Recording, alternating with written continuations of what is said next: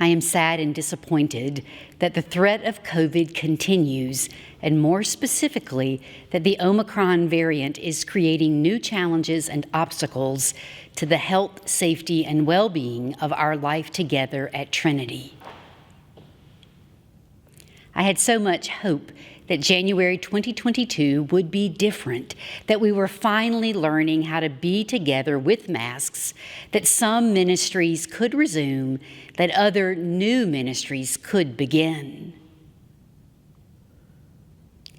But the Omicron variant has placed a significant burden on our ministry plans. The Omicron variant of COVID is much more contagious than any variant thus far and may be one of the most contagious viruses ever. It is spreading extremely rapidly, even in vaccinated and boosted individuals and those who have previously been infected with COVID, although the symptoms are typically milder for vaccinated and boosted individuals.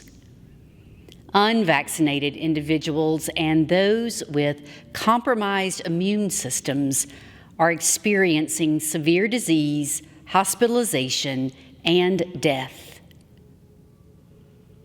According to Dr. Donna Potts, the chair of Trinity's COVID-19 transition team, the best protection against Omicron is to be both vaccinated and boosted, wear a mask in public, and avoid large gatherings completely.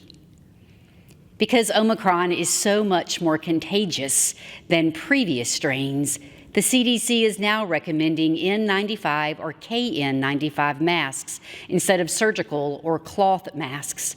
Omicron cases have already broken all records in the U.S. as far as case counts, but hospitalizations and deaths have so far been relatively low. But even mild disease can mean several days to a week of feeling miserable with cold or flu symptoms, as well as the risk of spreading the virus to others who may not fare as well. So what does this mean for our life together at Trinity? This past Sunday afternoon, during a special called meeting via Zoom of Trinity's COVID-19 transition team, the team made the difficult and disappointing decision to increase our COVID protocols and restrictions in an effort to keep us all safe and well during this time of heightened threat.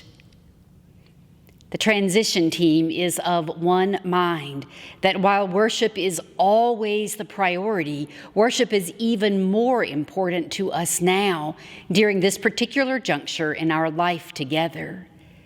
Because we can no longer safely gather in the sanctuary for worship due to both the collapse of a small portion of the ceiling and ongoing investigation into that matter and the lack of proper ventilation, we will gather each Sunday in January at 10 a.m.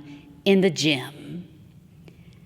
The 8:30 worship experiment previously scheduled for this Sunday will not take place.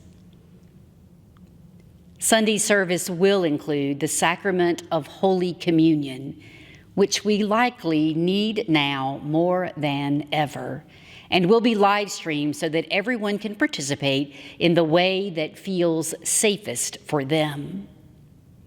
The queer-led service will take place this Thursday, January 6th at 6:30 p.m. in the gym and will also be live streamed.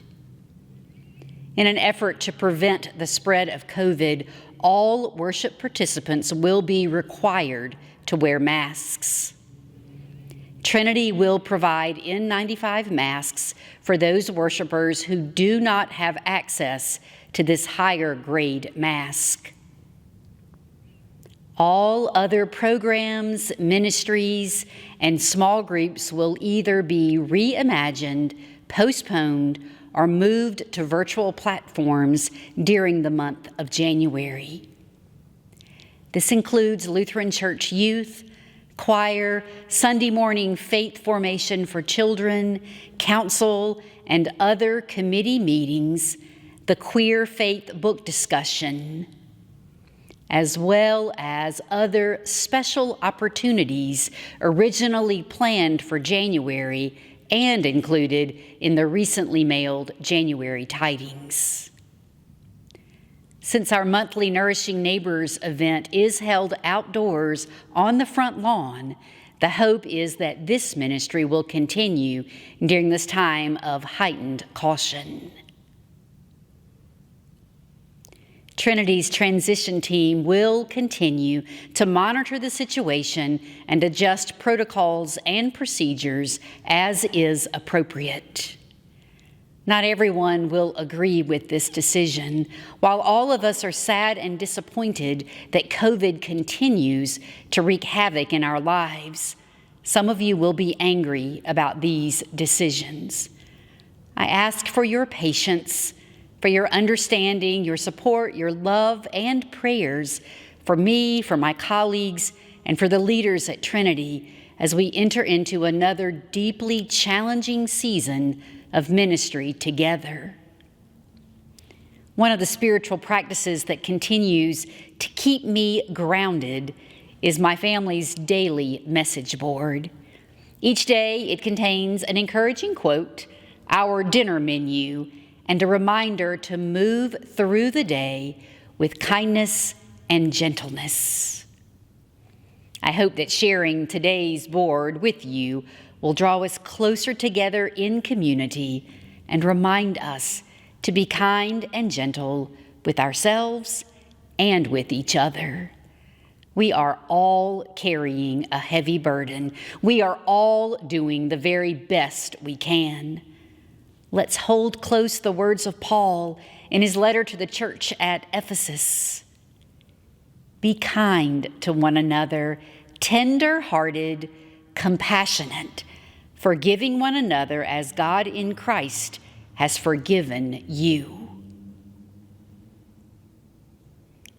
May God surround and fill you this day with love and light, peace and joy.